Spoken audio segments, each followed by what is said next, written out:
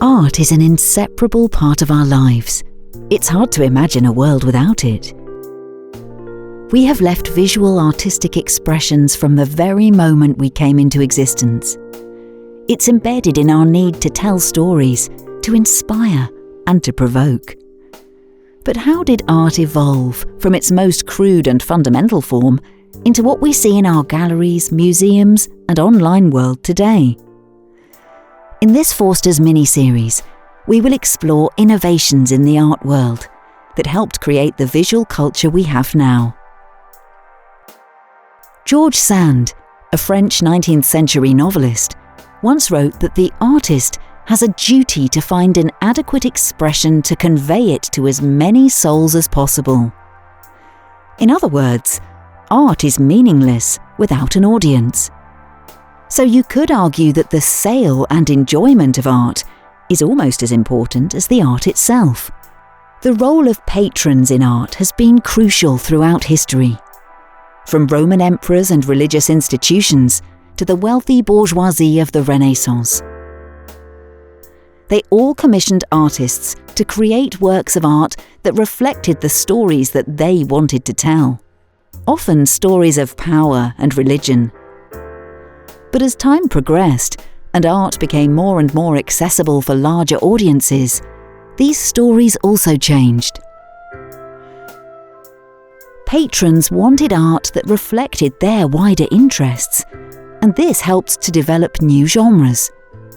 Some patrons now wanted artworks to show their family's success, reflect everyday life, or let their minds wander off to exotic places.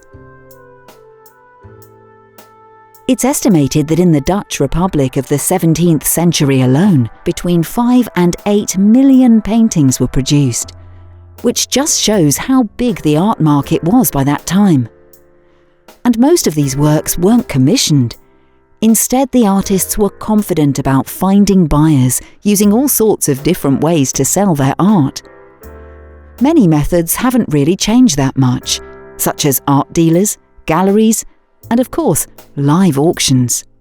The first art auctions date back to Roman times. These fell into disuse during the Middle Ages, but re-emerged during the 17th century art market boom in Italy, the UK, the Netherlands and France. Auctions usually took place in coffee houses and taverns. But when there's money to be made, scammers instantly pop up. The 17th, 18th and 19th century art markets also saw a staggering increase in the number of con artists producing forgeries. This meant that careful systems of validation and ownership became a crucial part of the buying process that we still know today. And we're now experiencing a revolution in terms of owning, enjoying, and selling art in our time as well. Digital art and museum experiences, and in particular NFTs, are rapidly transforming our relationship with art and ownership. These digital certificates of ownership are linked to digital artworks that usually don't physically exist, so should be hard to copy or steal. Some museums, such as the British Museum and the Belvedere in Vienna, are now also turning their masterpieces into NFTs as a way to raise the funds needed to ensure audiences will be able to enjoy the physical works in their building for generations to come. Fortunately for most of us, many works of art can also be enjoyed in public spaces, such as in our museums and even outdoors. And these works of art in public spaces happen to be a very interesting reflection of the time in which they were commissioned. We asked sculptor Richard Hudson how the enjoyment of art in public spaces has changed over time. Well, I think traditionally, sculptures in public spaces tended to be sort of monuments to famous people or generals or things like that. And it's fantastic to see, contemporary artwork and organic work out in public spaces in all different shapes and forms and things like that. There's always a lot of controversy when a new monumental piece goes into a place in a public square. Everybody's got different opinions. There's the politics going on and all the rest of it. But what is interesting to note is that once that piece goes up, and it's in a place, everybody tends to start to like it and love it, sit around it, picnic in front of it, stare at it, make comments about it. So it becomes a great sort of focal point in an area. There are a lot of added benefits to public artworks, and the public should, politics should not be frightened of them.